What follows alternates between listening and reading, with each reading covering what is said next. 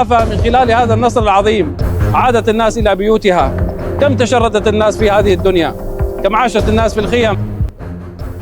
The fall of the Bashar al-Assad regime has brought Syria into a transitional period amidst political and territorial changes over the past week. Abu Muhammed al-Julani, the leader of HTS, who presents a moderate image, has attracted the world's attention, including that of the Syrian people. So, who is Abu Muhammed al-Julani, who successfully overthrew Syria's authoritarian regime? Here is the review. A new history was written a few hours after the rebel group officially took over Syria. The leader of Hayat Tahrir al-Sham, HTS, Abu Muhammed al-Julani, delivered a victory speech at the symbolic Umayyad Mosque in the capital. In his speech, quoted by Al Jazeera, al-Julani, who now uses his real name Ahmed al-Sharaa, referred to the people as the rightful owners of the country and declared that a new history had been written for the entire Middle East. As is known, the Syrian people woke up on Sunday morning to a situation that was no longer the same. This change was then articulated by al-Julani, stating that the society is now free from the tyrannical government of Bashar al-Assad, as the regime had unjustly imprisoned thousands of its own civilians. Even though they did not commit any crimes, we, the Syrian people, are the rightful owners of this country. We have fought, and today we have been rewarded with this victory, al-Julani told the audience.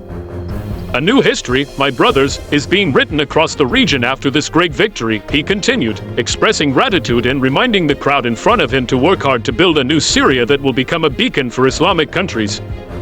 Meanwhile, senior rebel commander al-Salati appeared on state television to say, "Our message to all sects in Syria is that Syria belongs to everyone." Born from Al-Qaeda, Abu Muhammed al-Julani was born in Riyadh, Saudi Arabia, in 1982 with the real name Ahmed Hussein al-Sharaa. At that time, his father worked as a petroleum engineer before the family eventually returned to Syria in 1989 and settled near Damascus. Not much is known about his life in Syria until 2003 when he moved to Iraq, and his involvement with Al-Qaeda began. In the same year as his move, al-Julani joined the paramilitary organization as part of the resistance against the United States invasion. In 2006, he was captured and detained for 5 years. However, he remained in Iraq. Subsequently, al-Julani was tasked with establishing an al-Qaeda branch in Syria, the al-Nusra Front, which expanded its influence in opposition-held areas, particularly Idlib. As the Syrian civil war intensified in 2013, al-Julani's ambitions grew. He opposed Abu Bakr al-Baghdadi's call to dissolve the al-Nusra Front and merge with al-Qaeda operations in Iraq to form ISIS. Nevertheless, al-Julani remained loyal to al-Qaeda and eventually severed ties with ISIS. Subsequently, the al-Nusra Front fought against ISIS and eliminated most of its competitors among the armed Syrian opposition fighting Assad. Establishing HTS and building an image, al-Julani once led al-Qaeda's branch in Syria before distancing himself from the group. Despite his efforts to change perceptions by forming HTS, the group is still considered a terrorist organization by the United States, the European Union, and Turkey. However, it cannot be denied that a new image is being built, especially considering his recent speech at the Umayyad Mosque. Throughout his journey, there has been a transformation he has displayed to the public, both in demeanor and dress. In 2014, during his first interview with Al Jazeera journalists, al-Julani covered his face, stating his goal was to see Syria governed by Islamic law. He also emphasized that there was no place for Alawite, Shia, Druze, and Christian minorities in the country. 2 years later, he announced that his group had changed its name and was no longer affiliated with Al-Qaeda. At that time, he began to show his face, wearing military clothing along with a turban on his head.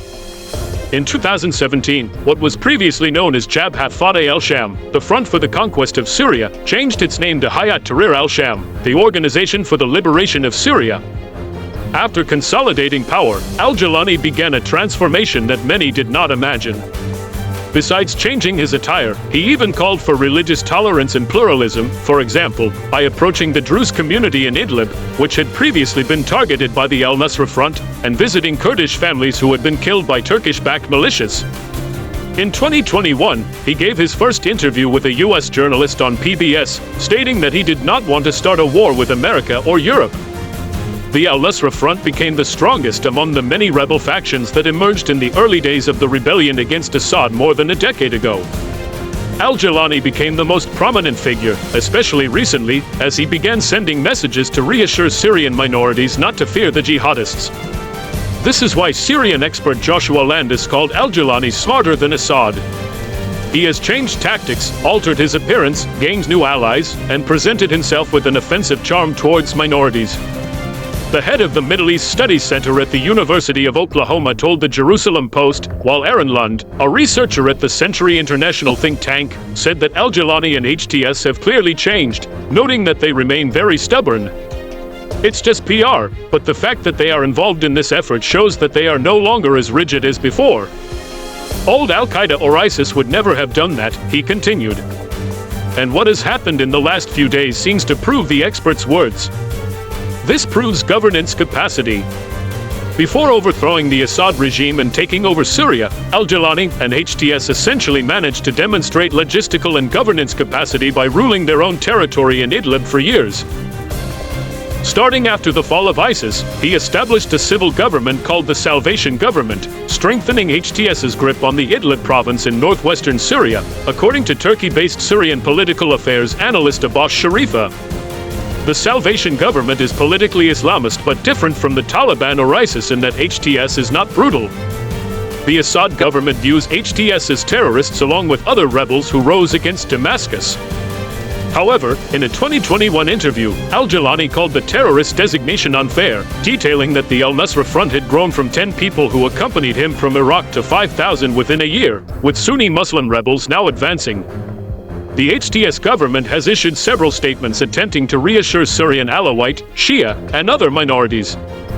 In his message to the residents of the Christian town in southern Aleppo last week, al-Julani said they would be protected and their property safeguarded. It is not wrong for researcher Aaron Lund to call al-Julani a very important figure, the main rebel leader in Syria, and the strongest adherent of Islam. As a country with intense civil war issues, Syria is now declared free from the Bashar al-Assad regime, and Abu Muhammed al-Julani is a significant figure behind it. Can this Muslim leader bring Syria to a brighter future?